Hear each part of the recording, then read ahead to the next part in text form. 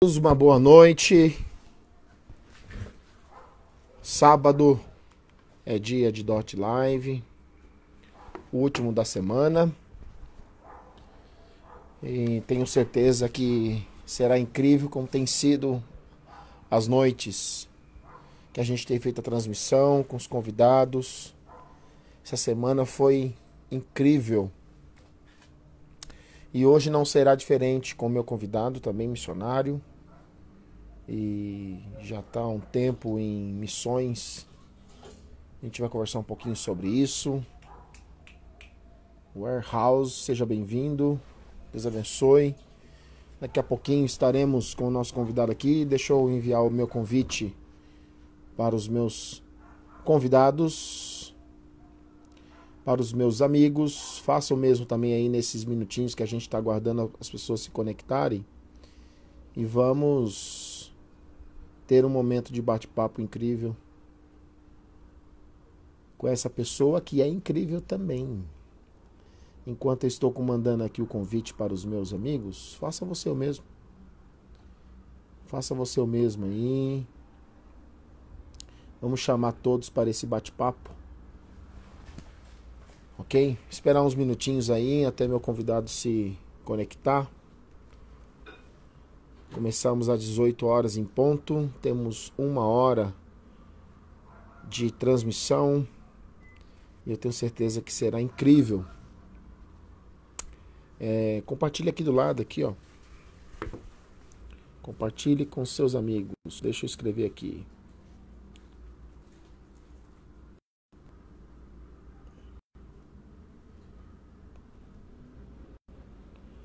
Aqui.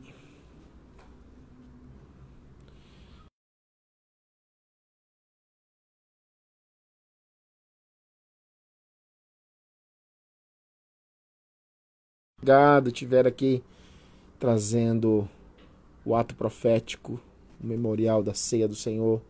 Obrigado, viu, pelo carinho. Deus abençoe grandemente. Em nome de Jesus. Deixa eu só... Tô tentando aqui compartilhar com os meus amigos e indicar para eles onde eles podem compartilhar. E você vai fazer o mesmo também. Compartilhe com seus amigos aí.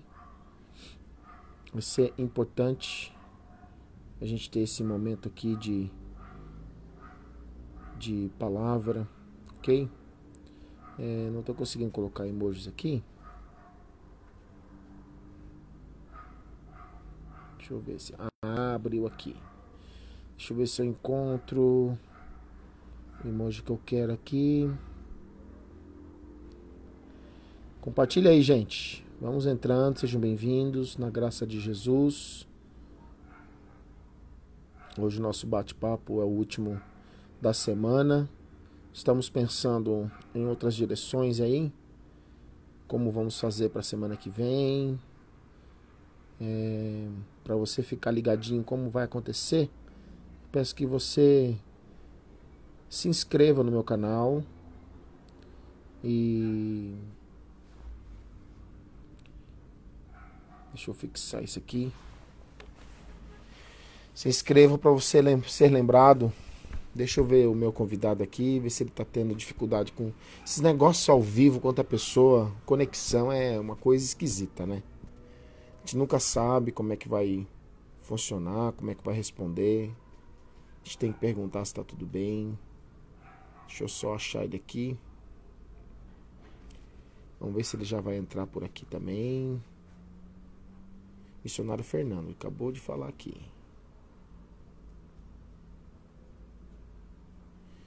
Estou ao vivo. Ao vivo.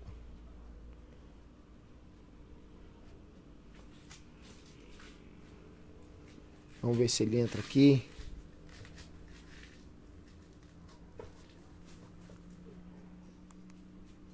Deixa eu mandar o link para ele do meu perfil.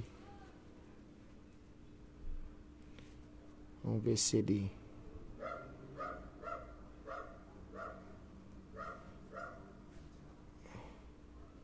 Opa, cancela aqui. copiar link. Vamos ver se ele entra aqui, gente.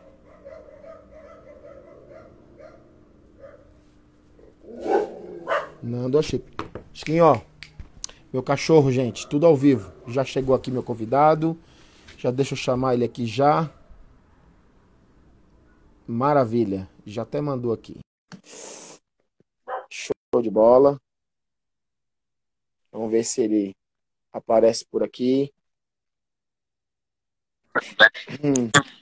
E aí, meu Ô, querido? Glória. Beleza? E aí, Nando, tudo bom?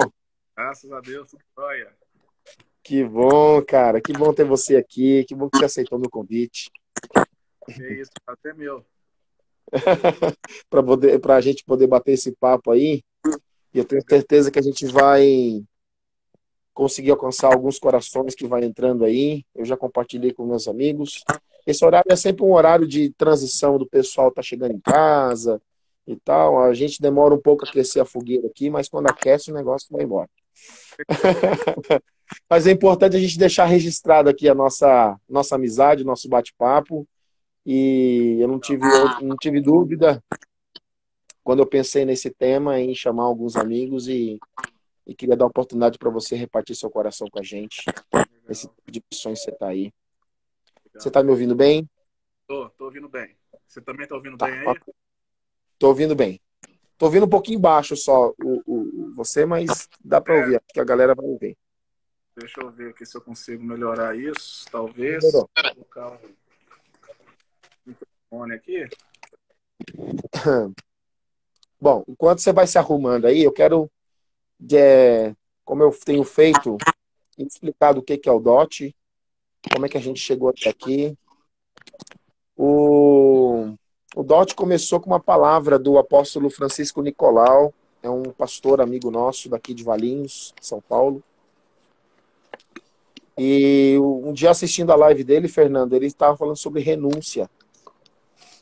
E ele falando sobre renúncia, do chamado dele muito novo, tinha 5 filhos na época, quer dizer, ele tem 5 filhos, mas eram 5 filhos pequenos, ele recebeu um chamado muito interessante para a África. A Igreja Batista não quis enviar, enfim, ele começou o processo todo daquele negócio de envio, de ir, de não ir, até que ele achou uma organização que conseguiu enviá-los. E ele teve a experiência durante muito tempo em missões, abriu uma missão chamada Missão Horizonte, aqui em São Paulo. E... Ah, não foi? A Rosana está me corrigindo ali. Ah, tá. Eu confundi agora. Não é Horizontes, não. É outra missão. Ok. E aí, eu chamei ele para bater esse papo. Foi na quarta-feira. Na quarta-feira ele teve comigo. E ele explicou um pouco dessa trajetória lá da década de 90. Ele foi um dos precursores no Brasil sobre batalha espiritual.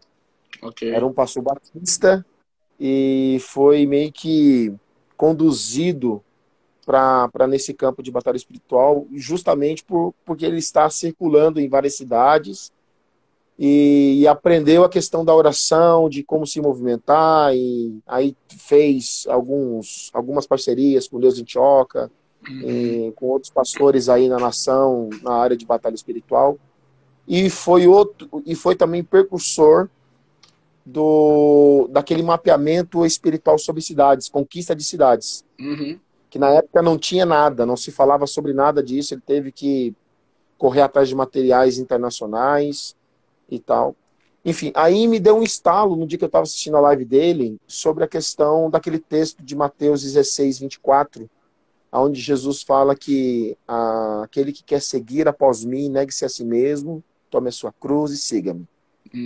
E aí eu coloquei essa semana o título Tome a Sua Cruz. E aí eu pensei em vocês, pensei em pessoas que estão ativas, que estão no campo missionário, que estão de tempo integral, para poder repartir um pouco desse contexto tanto local que você está em Curitiba, né? Se eu não me engano. Isso, Curitiba. Curitiba, você vai poder falar um pouquinho sobre isso, seu tempo de missões, como é que você chegou até aí. E aí a gente foi bem interessante, porque quando a gente começou, a gente não sabia o que ia dar. Então, hoje, com o seu encerramento, você vai ser para fechar isso. As pessoas que vão entrar aqui, hoje a maioria tem culto aqui em Mogi e culto Aham. online, mas já me deram a certeza que vão participar aqui depois, ou vão assistir. É, E aí foi incrível, cara, essa semana, porque foi um virar de chave na minha vida.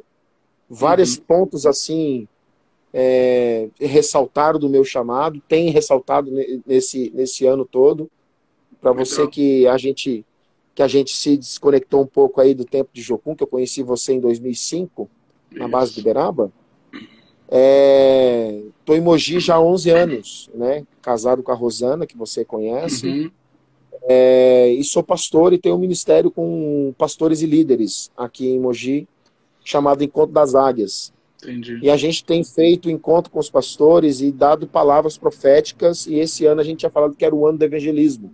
A gente recebeu isso ano passado, e aí a gente, antes do Descende lá dos Estados Unidos, olha só que Aham. incrível, e a gente recebeu um comando que 2020 seria um ano de impacto evangelístico. E aí a gente começou a falar sobre isso, aí veio o Descende de lá, a gente assistiu, acompanhou, a gente viu o movimento do que Deus estava fazendo no mundo, de repente vem o Descende para o Brasil. Aí Uhum. acontece aquele movimento, né? E aí eu fiquei sabendo, lá na época, que era da Jocum, falei assim, uau, que lindo, cara, ver o que Deus está fazendo, né? E aí eu chamei pessoas pontuais mesmo para falar, envolvidas, que estão internadas com isso aí, Sim. nessa missão mundial.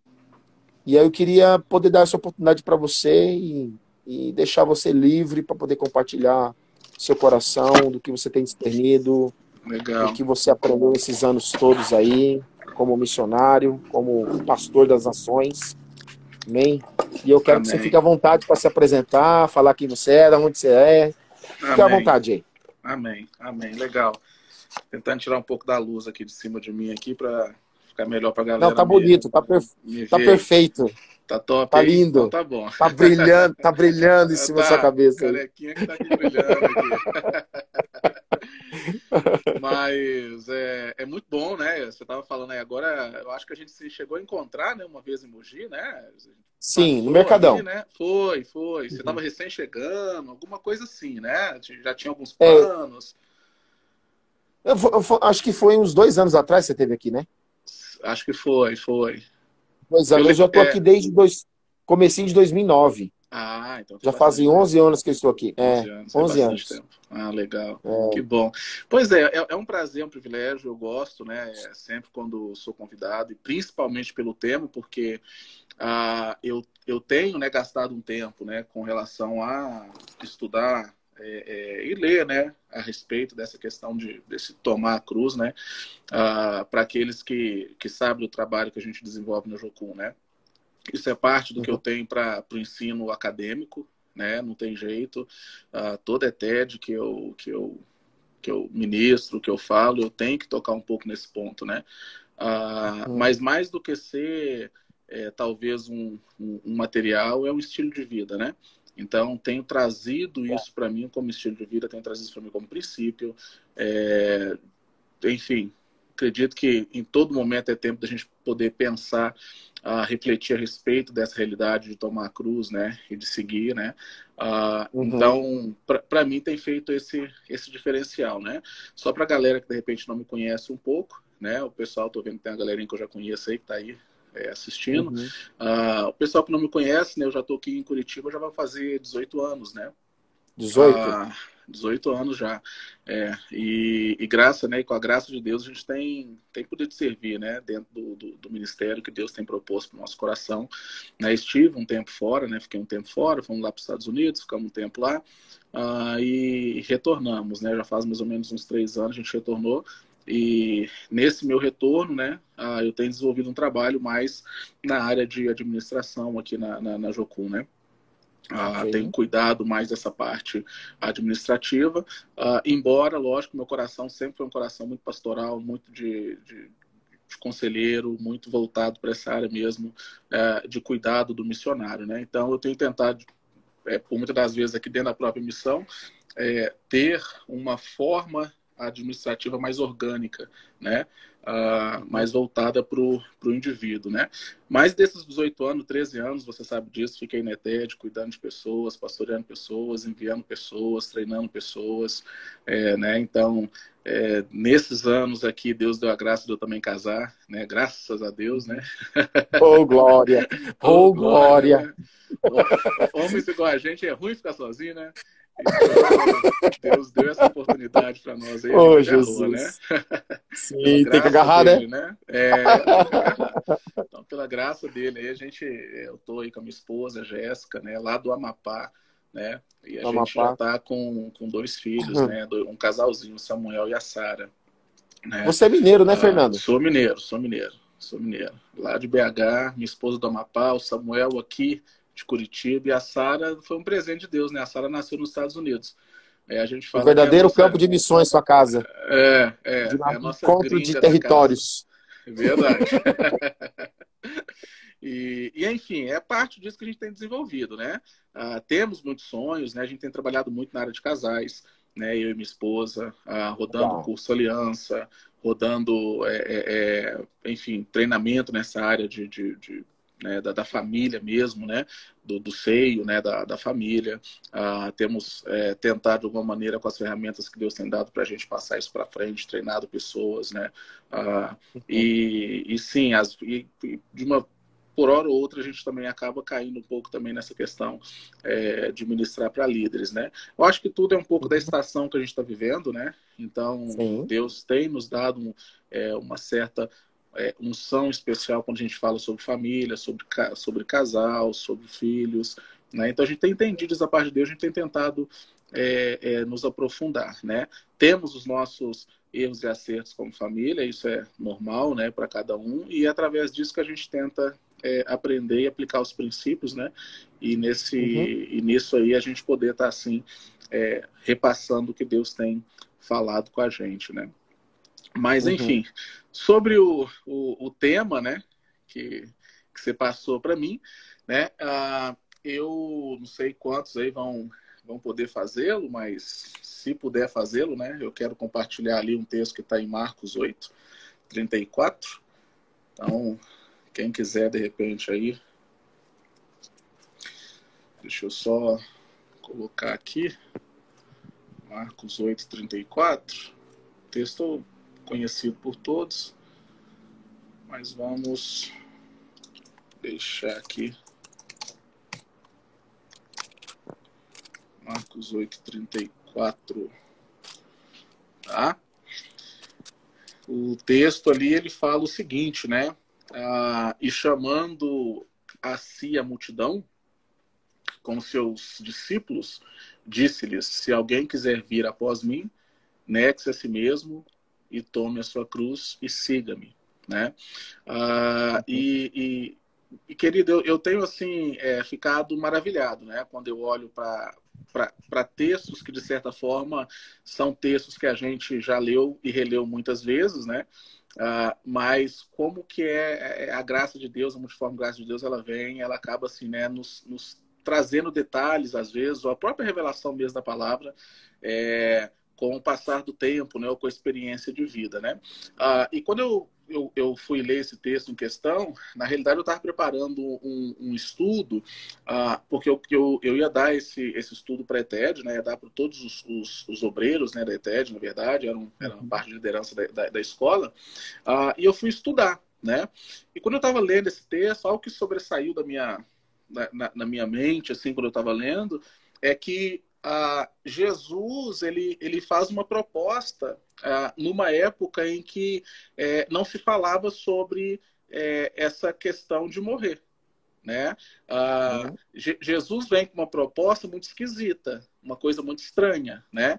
Porque ele, enquanto todo mundo está falando sobre essa vida, Jesus vem com uma proposta de morte. Né? E ele vem e diz, né? E como o texto está sendo claro para nós ali, né? E chamando a si a multidão. Ele chama para si, né, a multidão, e ele fala: olha, quem quiser vir após mim tem que negar a si mesmo, tem que tomar a sua cruz e tem que seguir, né? E isso é claro para nós, a gente já sabe disso, não precisamos gastar tempo nesse sentido, mas Jesus estava falando literalmente para os que estavam ouvindo ele, sabia muito bem do que Jesus estava dizendo, né? Porque não era novidade a morte de cruz, na verdade era uma morte direcionada principalmente para crimes hediondos e coisas nesse sentido, né? E todo mundo ficou meio assim, eu imagino que as pessoas escutando aquilo ficavam meio assim, mas rapaz, o que está acontecendo? Não estou entendendo, né? Era para estar falando sobre vida, sobre vamos conquistar, vamos bradar, vamos não sei o quê. E de repente Jesus chega e fala assim, não, eu estou chamando vocês para morrer. Uau. Então quem quer morrer? Né? Quem quer morrer? Estou chamando para isso. Né? E o povo esperava, de certa forma, esse Jesus messiânico que era o Salvador, que ia acabar com o Império Romano, que ia destituir todo tipo de reinado, que ia levantar o seu reinado, aquela coisa toda, mas de repente ele chega para a multidão juntamente com seus discípulos e ele faz esse convite. Ele fala, olha, eu quero que vocês tudo morrem. Então, vem caminhar comigo que vocês vão morrer igual eu. Né? Então, isso eu acho que dá um choque, gera um choque, né? E eu, então, comecei a escrever um pouco a respeito dessas coisas, né? E um dos pensamentos que veio quando eu estava pensando a respeito disso é que na morte, Jesus propõe algo. Quando ele fala de morte, há uma proposta dentro do que ele está propondo, né? E ele fala o seguinte, perder a vida. Porque se não perder, você não pode encontrar. Então, ou seja, para nós encontrarmos vida, em algum momento desse encontro há uma necessidade real de perca. Olha só. E é interessante porque ele fala o seguinte, o texto diz, chamando para si. Jesus pede para as pessoas, olha para mim, observem, estejam em mim. Ele não fala chamando a multidão, mas ele fala chama para si. Ele fala olha para mim, né? Então a morte que Jesus propõe é uma morte que leva à vida. Só que é uma vida que gera morte. Sim. E aí então, né? Dá um pânico. Né? Para quem não tem maturidade, para quem não tem discernimento disso que a gente está falando, vai achar que é um papo de doido, isso aí, papo de louco. Porque é uma coisa meio doida, né? Porque é isso, é a morte Desconexa. Que leva para a vida e é uma vida que gera a morte. Por quê? Porque todos os dias nós somos entregues. Sim. Não é isso que a palavra fala? Todos os dias nós somos entregues como ovelhas ao matadouro. Sim. Então, esse estilo de vida de morte gera vida, mas é uma vida que é para ser doada. Não é uma vida para ser vivida. E talvez esse é um pouco dos aspectos da cruz que a gente está perdendo. Porque a pós-modernidade está nos ensinando a viver demais e doar pouco. Então, às vezes, a gente pega essa vida boa, plena, gostosa que ele está nos dando e a gente contempla isso para o nosso egocentrismo. Meu Deus. Para o nosso hedonismo. Para dentro de 4 paredes. E aí eu não consigo, na expressão daquilo que ele me dá, viver em propósito de doação ao outro. E essa vida de doação ao outro é a vida que vai gerando o que é morte. Porque eu tenho que morrer pro meu eu. Toda vez que eu tenho que me doar para alguém, toda vez que eu tenho que me colocar diante de alguém, é uma experiência de morte. Toda vez que eu tenho que perdoar o ofensor é uma experiência de morte. Das questões mais simples que a gente pode citar, as próprias questões eclesiásticas que envolvem as desavenças dentro da igreja, né, no contexto ali local de igreja, toda vez que eu tenho que olhar para o meu irmão e caminhar com ele mais uma milha, é uma experiência de morte. Verdade. Então não existe, assim, não tem como viver esse tomar a sua cruz sem necessariamente passar por essa experiência de morte, porque faz parte. É parte do processo. E Jesus propõe isso para nós. Então essa é uma conversão diária, uma conversão que todos os dias eu tenho que colocar no meu coração e caminhar diante dele, dizendo, Jesus, hoje é um novo dia para me morrer. Meu Deus. Né? E aí a gente tem, por exemplo, eu quero dar exemplos aqui, né, para nós. Vou dar um exemplo de Pedro. Pedrinho, né? Eu gosto de falar com Pedrinho, né? Então, Pedro, ele é um exemplo interessante para nossas vidas, por quê? Porque ele deixa o barco dele lá no Mar da Galileia, então ele vai seguir Jesus. E ele está lá seguindo Jesus. Ele está seguindo, seguindo. E sabe o que é interessante? É que quando então lá o ápice de tudo que foi falado, né? Crucificação, aquela coisa toda, o primeiro lugar que Pedro volta é para o seu barco. É pro barquinho. Ele volta para o barco. Ele volta para onde? Para onde que ele volta? Ele volta para sua zona de conforto. Ele volta para sua zona de segurança. Ele volta para sua zona de confiança. Né? Sua segurança, né? Ele volta para o seu local, para o seu estado, né? Que para ele, pelo menos naquele momento, é a vida. Ele volta para ele volta para aquilo que traz sentido para ele, né, Fernando? Claro, ele volta para a sua vida, mas não é essa a proposta, porque Jesus vai dizer, chamando para si. Pedro volta para quem? Não é para Jesus, Pedro volta para ele mesmo. Uau. Então, ao voltar para ele mesmo e retomar a sua vida, ele começa a perder a vida. Uau. E aí Jesus tem necessidade de novamente ir lá e convidar novamente ele para deixar a vida e estar em Jesus para receber eu acho, Fernando, assim, vendo o que você está falando agora, que essa segunda parte de Jesus ter que voltar de novo e explicar, acho que é um pouco mais dolorido, né? Porque você é muito mais dolorido, porque se você teve a oportunidade de ver e experimentar, caminhando com ele lado a lado, e aí por um momento você faz uma decisão de voltar atrás daquilo que você estava acreditando, e quando Jesus vem a segunda vez, é um momento mais dolorido ainda. É verdade. E aí eu tenho, em contrapartida, eu tenho, por exemplo, o exemplo de Levi. Levi, ele era um judeu. Ele... alguns vão dizer que o cargo que ele ocupava era algo mais ou menos parecido com um funcionário público, né? Então, o que acontece, né? Quando ele abandona o seu posto para seguir Jesus, não tem mais volta. Não tem mais volta, não tem como mais voltar. Ele já não podia mais chegar e dizer, agora eu quero voltar, porque deu errado lá com Jesus. Então, ele renunciou, né? Renunciou ao seu cargo político. Não tem jeito, é mais ou menos isso. Você é o funcionário público hoje, nos nossos dias. Né? É isso mesmo, nos nossos dias hoje, se um funcionário público perder, entre aspas, ele perdeu, cara, a promoção da vida, porque o que todo mundo quer ser hoje é um funcionário público, vamos ser sinceros, né? Porque aí tem segurança pro resto da estabilidade vida. Pro resto da vida. Estabilidade pro resto da vida. Então, Levi, ele é um exemplo de alguém que, quando entendeu o que era o sentido de carregar a cruz, ele simplesmente foi lá e o fez. Então, qual que é a diferença, por exemplo, quando a gente olha para Pedro e para Levi? É que Pedro, por muitas das vezes, representa aqueles que, apesar do chamamento, que apesar de terem deixado, eles têm o desejo de voltar.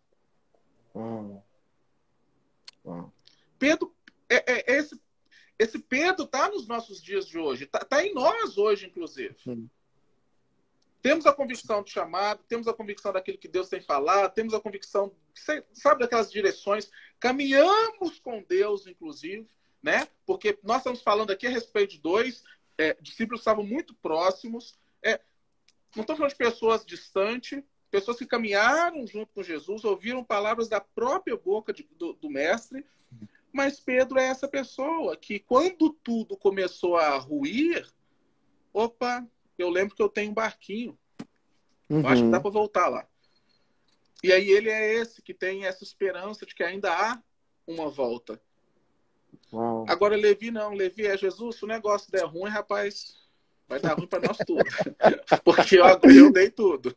Eu mesmo entreguei. Né? Não tem jeito. Então, eu quero falar aqui, eu quero falar isso para os maduros na fé cristã. Tá? Com muita responsabilidade. E eu tenho falado isso na ETED, né? O chamamento de Jesus, ele nos traz para a instabilidade e para a insegurança. Eu tenho falado isso. E aí eu sei que muita gente torce o nariz torce a boca, porque fala, não, mas o que é isso? Não, é na pessoa dele, nós somos seguros, nós somos estáveis. Deixa eu entender, só para entender melhor a situação. Quando nós pegamos, por exemplo, ali uma pessoa como o apóstolo Paulo, em qual momento do ministério dele que ele teve segurança? Nenhum. Se a todo momento... É forte, é forte. Em qual momento? Os discípulos sendo enviados pelo próprio Cristo. Olha, atravessa, vai para outra margem e daqui a pouco eu vou falar com vocês. Ô, Fernando, o chamado de Paulo já começa com Jesus falando para o discípulo dele, fala assim, o quanto será necessário padecer. Isso. Já começa por aí, já. Então, forte. Assim, eu sei, por isso que eu tô falando que é para pessoas maduras, né? Uau. O que eu quero dizer é que, por muitas das vezes, nós condicionamos essa vivência aqui com algo celestial.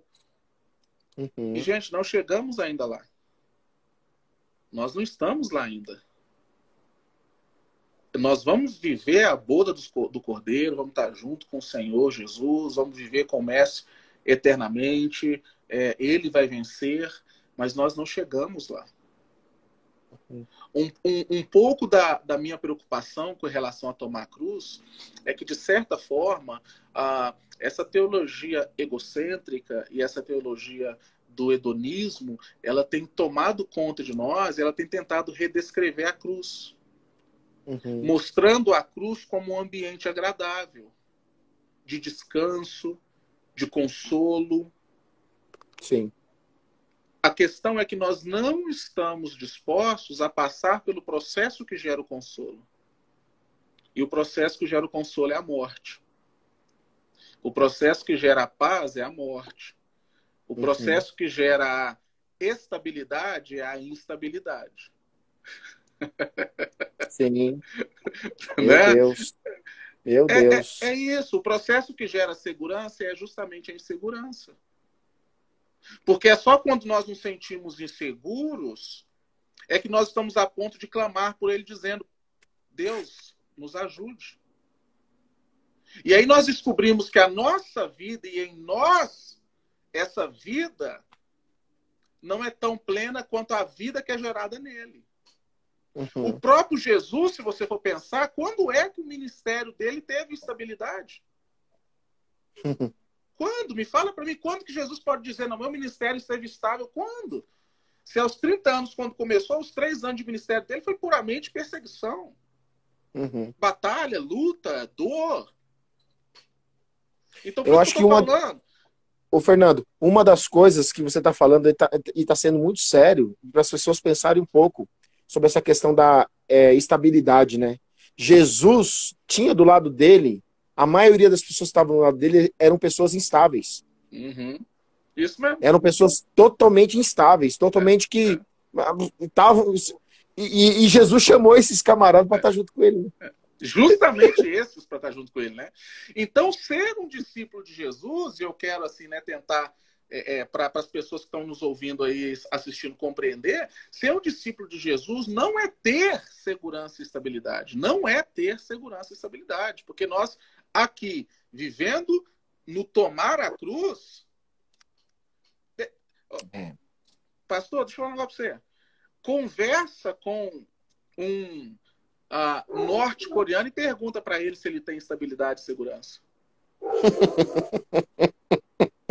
Eu estava lendo esses dias o livro do pastor, do irmão André, a história dele. E ele contou um testemunho muito forte sobre um casal coreano.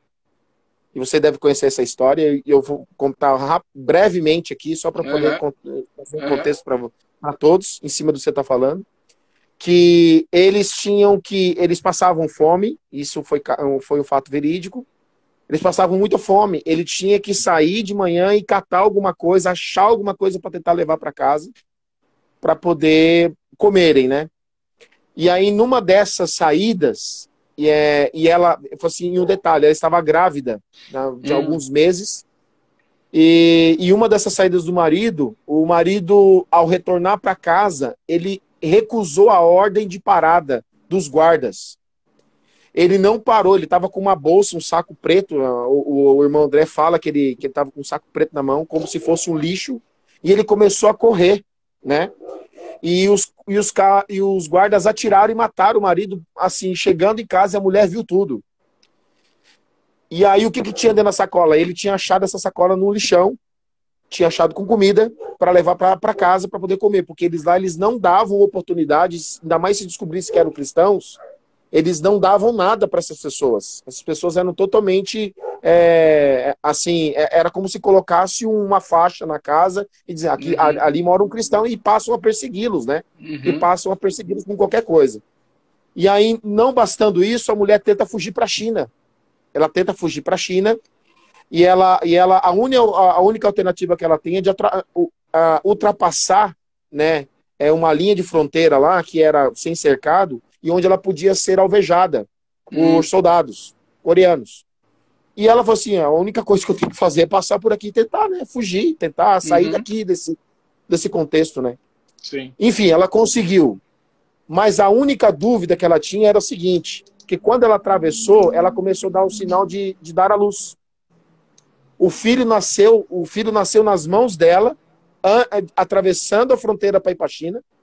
Okay. E esse tá no livro, tá um dos livros que eu estava lendo do irmão André. E que a única coisa que ela perguntava era: aonde está Deus? Essa era a pergunta dela. Porque passou filme na cabeça. Essa realidade para nós não faz parte da nossa realidade isso, né, Fernando? A gente não tem essa ideia. A ideia que nós temos é de um evangelho misturado, que vem se misturando ao longo dos anos dentro das igrejas, de que você vem para Jesus para você ser salvo dessa vida, salvo das suas coisas, mas esquece o verdadeiro sentido do que é salvação. É isso mesmo. Né?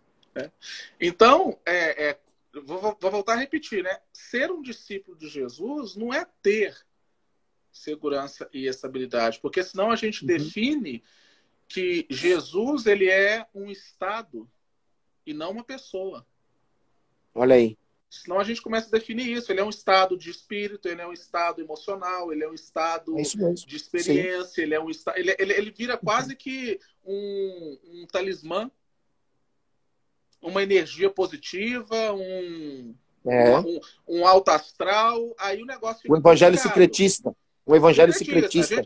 A gente se torna mais espírita do que sim, espirituais. Sim. Né? Sim. Então, verdade. Quando pensamos nessas questões, a Karina, saudade você também, Karina, a grande irmã, a Karina, acho que você lembra dela. Sim, o Caio esteve comigo ontem aqui, o Caio. Então, assim, quando nós olhamos para isso, eu me preocupo, porque as pessoas estão definindo a ação de Deus e o senhorio dele sobre nossas vidas através de um estado. Se eu estou estável, se eu estou seguro, legal. Então, olha, isso aí. Deus é Deus. Não, não é a verdade. Até porque eu não me relaciono com um estado de segurança ou um estado de estabilidade. Eu me relaciono com uma pessoa. E uma pessoa que me chama para caminhar com ele, para tomar a cruz segundo ele. Então, o que define nosso discipulado, o que define nosso ser como discípulo, não é um estado de segurança ou de estabilidade. Né? Então, isso tem que ficar muito fixado. Né? Então, esse é um dilema que esses homens estavam vivendo quando Jesus fez o convite. Esse foi o dilema proposto por Jesus. Sair da vida para a morte. Mas uma morte que eles iam encontrar a vida. Né? Então, quando Jesus nos chama para ser esse discípulo, né, e tomar essa cruz, é simplesmente para depender de Jesus, é tudo ou nada. E eu sei que muitas vezes as pessoas ficam um pouco angustiadas quando nós traçamos as palavras dessas, mas essa é a feijoada. Não é mais o leitinho, não é mais o Nescau, não é mais o todinho que ela está acostumada. A própria multidão, inclusive, quando estava ali cercando Jesus, Jesus já sabia das intenções. Olha, vocês estão aqui porque tem comida. Eu sei disso. Então, assim, por muitas das vezes, algumas pessoas, de novo, têm definido a relação com Jesus a partir do que elas podem receber. Sim, verdade. sabe? A partir do que elas podem ter, a partir do que pode ser agregado à vida delas, né? Então, essa é uma situação que a gente precisa rever e reconsiderar no nosso relacionamento, né? Então, outra coisa que Jesus, nesse próprio texto, também está fazendo, que além de chamar para a instabilidade e para esse lugar que, naquela época, eu vou voltar a repetir isso para quem está entrando agora aí, que naquela época ele estava falando sobre essa morte de cruz, ele está chamando também para abandonar tudo. Ele está dizendo para deixar tudo. Então, assim, querer falar que é discípulo de Jesus e não abandonar nada não faz sentido nenhum. Não há sentido se não houver isso. Dietrich Bonhoeffer, no seu livro, né, O Discípulo Radical, ele fala o seguinte: se o discípulo não quer sofrer, ele está sendo maior que seu Senhor. Olha aí, meu Deus. É assim que ele define a coisa. Se o discípulo não quer sofrer, ele está sendo maior do que seu Senhor. Né? Então, na lógica do reino de Deus, não há vida sem morte. Não vamos sobreviver enquanto não morrer para nós mesmos. Então, esses discípulos de Jesus, ou nós, então, enquanto discípulos de Jesus, nós somos essas pessoas que procuram a morte para viver. Então, todo dia eu estou procurando a morte para me encontrar a vida. Sabe aquele momento que você está no trânsito lá, que alguém vem te dar aquela fechada? Esse é esse cara aqui, ó. Está procurando a morte para viver. Porque na hora que você vai lá e vai falar aquela palavra abençoada, você tem que morrer. Você decide assim, cara, eu tenho que morrer. Eu tenho que morrer, né? A minha esposa, Jéssica, né, ela não pôde estar agora assistindo, mas eu sempre costumo dizer, né, que ela é alguém que me mata todo dia, né? A esposa, de forma geral, mata os maridos, né, todos os dias, né? Né? E nós vice-versa. Né? E a gente mata um pouquinho elas também. Você quer ver o casal morrer quando nasce os filhos? Eita, rapaz, glória. Aí pronto. Né? Eu me lembro um dia que, numa ministração do COT, o COT estava falando a respeito desses contextos de família, ele falou sobre isso, né? Falou que o casamento é a maior escola de caráter que a gente pode ter. Né? Que casamento não é para frouxo. Casamento é para gente corajosa. Né? Sim. E que casamento também é essa escola da renúncia. E principalmente quando nascem os filhos, né? Porque já com a esposa você tem que dividir o que tem, mas quando os filhos vêm, parceiro, nem para você sobra. Dividir. Não sobra nada para você. Não sobra nem para você, né? Então, assim, querendo ou não, nós temos que começar a redescobrir esse sentido da vida, da cruz, esse sentido do evangelho. Não é complicado. A gente traz uma teologia gigantesca para falar daquilo que é simples. Para simplesmente dizer, ele nos convida à morte, ele nos convida a caminhar com ele nos convida a ser como ele. É por isso que ele chamou para si a multidão. Ele chamou para si os discípulos. Então essa é a lógica do reino de Deus. George Miller, né, ele conseguiu ser um pastor muito bem sucedido, né? Ele assumiu aí várias igrejas, líderes, né? Quem fala que ele teve diversos orfanatos, né, ao redor aí do seu ministério, né? E numa entrevista, quando perguntaram para ele qual era o segredo de George Miller, ele respondeu da seguinte maneira: o segredo de George Miller é que George Miller morreu há muito tempo atrás. Ele falou, esse é o segredo do meu ministério. Por que está frutificando? Porque não sou eu mais que frutifico. Por que está dando certo? Porque não sou eu mais o certo. Por que está indo para frente? Porque não sou eu mais que vou para frente. Então, na lógica do reino, você entra nesse lugar. Onde é por ele, é para ele. Sim. Então, todas as nossas energias e forças estão concentradas em olhar para ele e dizer, eu preciso estar próximo dele. Eu preciso estar próximo desse Jesus. Fernando, só para trazer um contexto em cima do que você está falando e sair das nossas palavras e colocar as palavras de Jesus e a nossa referência a ele, Mateus 16, 20, 25, né? Que é o outro contexto de Mateus, de Marcos e de Lucas que a gente estava lendo. Né? 16, eu dei a referência 16, 24, né? Ok. Ele fala assim, ó, no início do versículo, ele fala assim, ó, portanto, quem quiser salvar a sua vida, perdê-la. E quem perder a sua vida por minha causa, achá-la. Então, são palavras de Jesus. Isso. E a gente tem que afirmar isso. E o apóstolo Paulo mesmo já disse, morrer é lucro. Você tem um lucro em morrer. Isso. E se você não morre para ter esse lucro, porque estar com Cristo nas regiões celestiais, no céu, é lucro. É lucro. Mas enquanto não chega esse lucro, a gente tem que viver Cristo. Então, viver Cristo. Né? Então, assim, é muito sério isso que você está falando.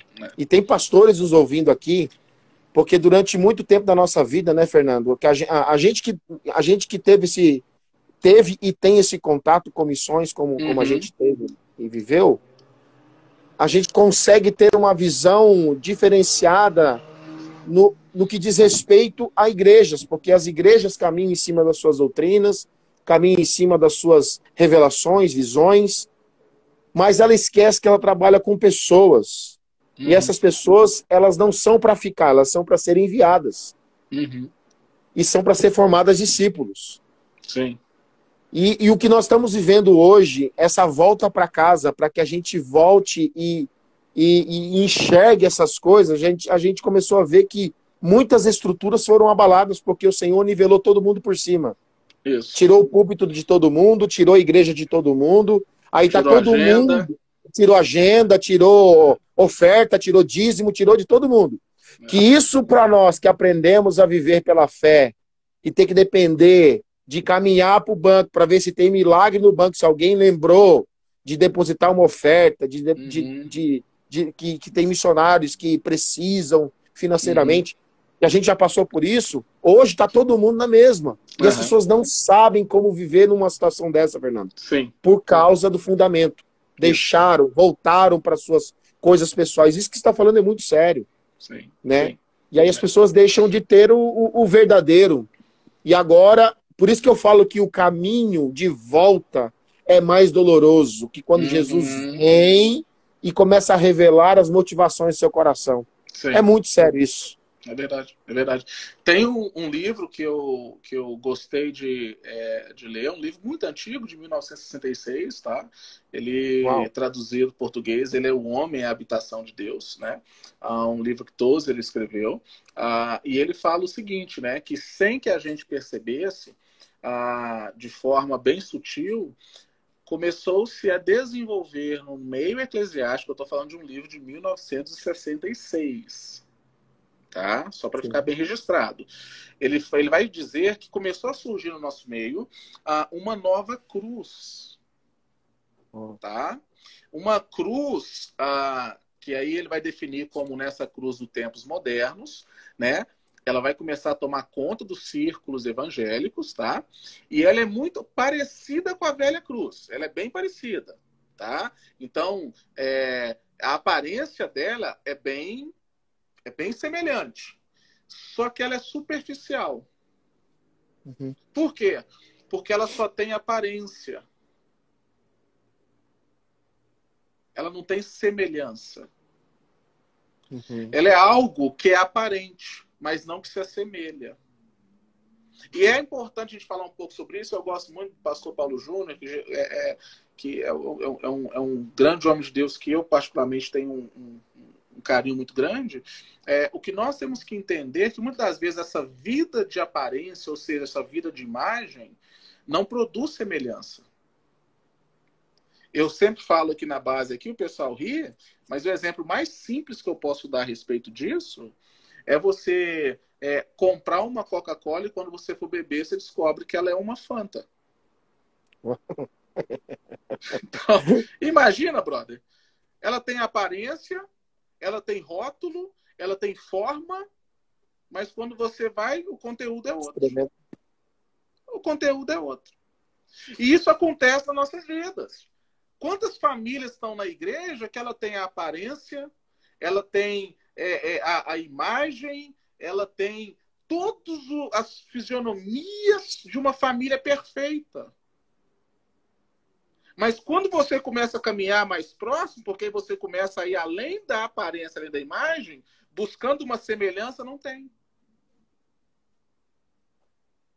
Uau. Então é por isso que quando nós falamos a respeito, né, e vou de novo relembrar que o pastor Paulo Júnior que chamou nossa atenção quando fala que Deus nos fez a imagem para uma semelhança, isso é muito importante.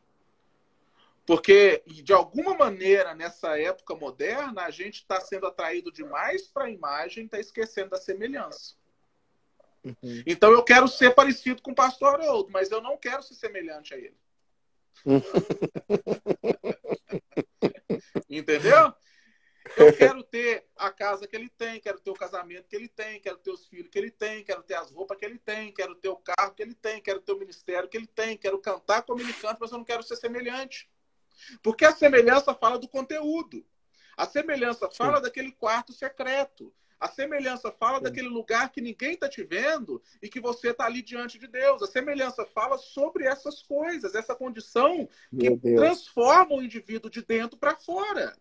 É por isso que nenhuma imagem é simplesmente formada, porque toda imagem que for formada precisa sair de uma semelhança.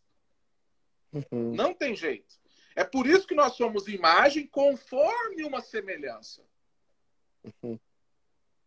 Só que, de alguma maneira, Tozer está nos chamando a atenção e dizendo para nós que essa nova cruz ela aparece com uma nova filosofia de vida cristã, e a partir dessa nova filosofia surge uma nova técnica evangélica, uma nova forma de culto, de pregação.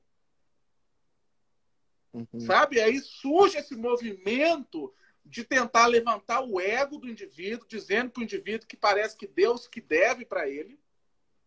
Uou. E aí esse indivíduo, então, fica com essa imagem, com essa aparência desse cara vitorioso, porque agora ele aprendeu que ele tem que ter uma imagem, ele tem que aparecer bonito na foto, mas ele não tem semelhança nenhuma. É.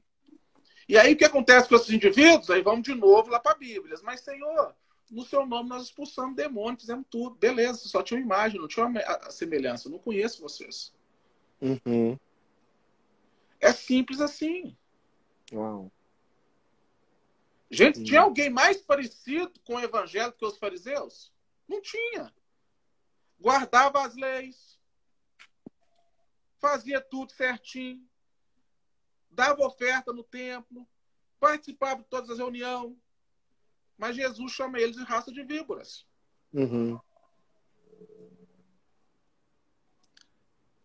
A palavra vai dizer que as prostitutas estão entrando primeiro no reino dos céus.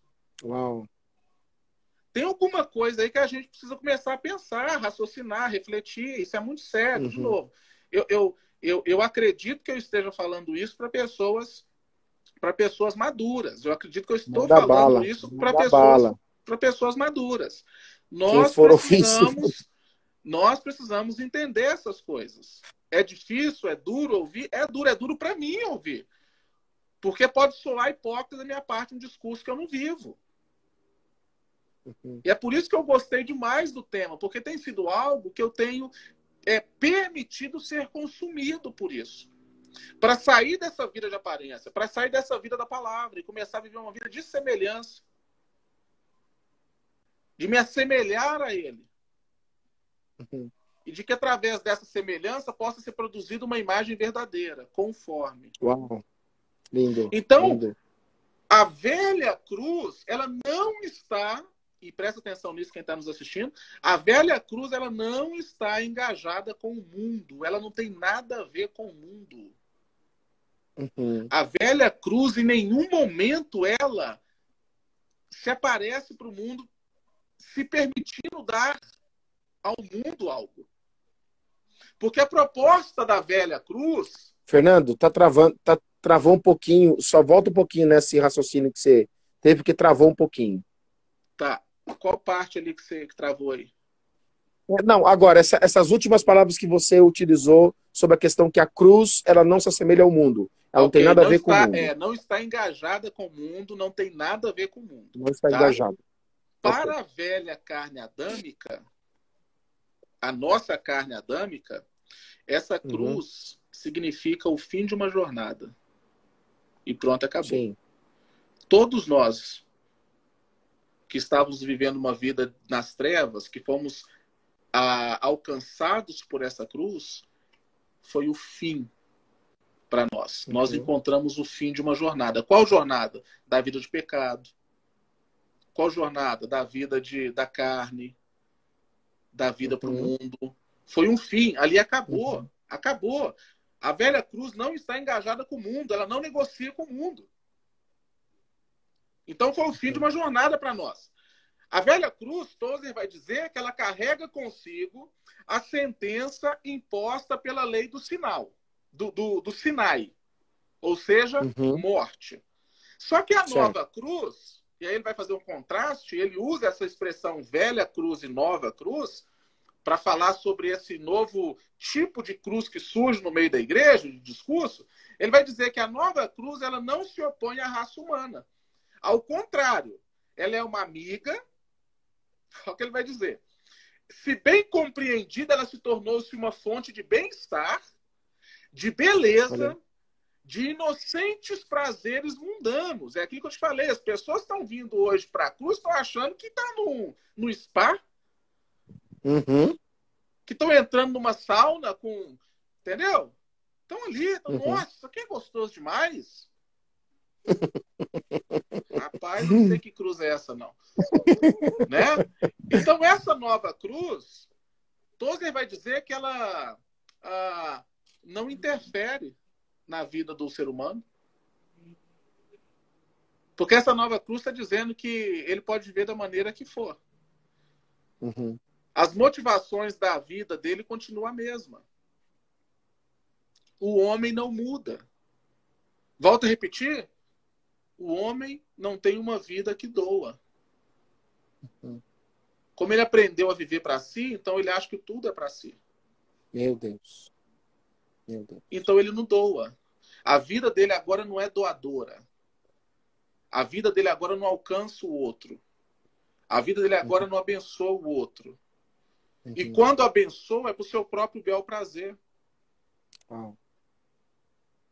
Então isso é muito sério.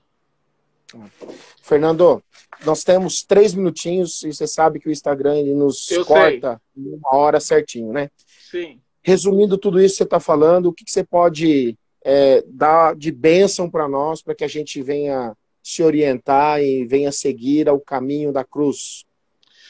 Cara, se eu posso dizer, eu vou dizer o seguinte para vocês. Viva uma vida na simplicidade. Se eu posso resumir tudo que a gente tem entendido, vive uma vida na simplicidade. Busca essa simplicidade em Jesus. Quando eu falo simplicidade, eu não estou falando a respeito de pobreza. Não quero que vocês... De novo, nós não podemos definir a vida em Cristo a partir de estado. Não é sobre isso que eu estou dizendo. Não é sobre o que você tem, não é sobre o que você possui. É sobre o seu coração, é sobre a sua vida, é sobre aquela coisa interna dentro de si. Então, se você pode hoje falar, eu quero tomar minha cruz, então... Viva uma vida simples, diante da presença do Senhor. Fale sempre a verdade. Caminhe ao lado da verdade. Ande sempre com a verdade. Se torne semelhança e não apenas a imagem. Lute para que essa chamada de Jesus a respeito dessa vida de morte realmente gere uma vida que transforme você. Mas não só uma vida para te transformar no nível da salvação, mas para transformar no nível de algo que consegue ser um doador, que consegue a partir da sua vida doar, que consegue a partir da sua vida se entregar pelos outros, viver pelos outros. Então, se eu posso resumir de alguma forma, seria isso, né? Vamos buscar viver esse tomar a cruz dessa forma. Uau! Fernando, muito, muito lindo a sua repartição.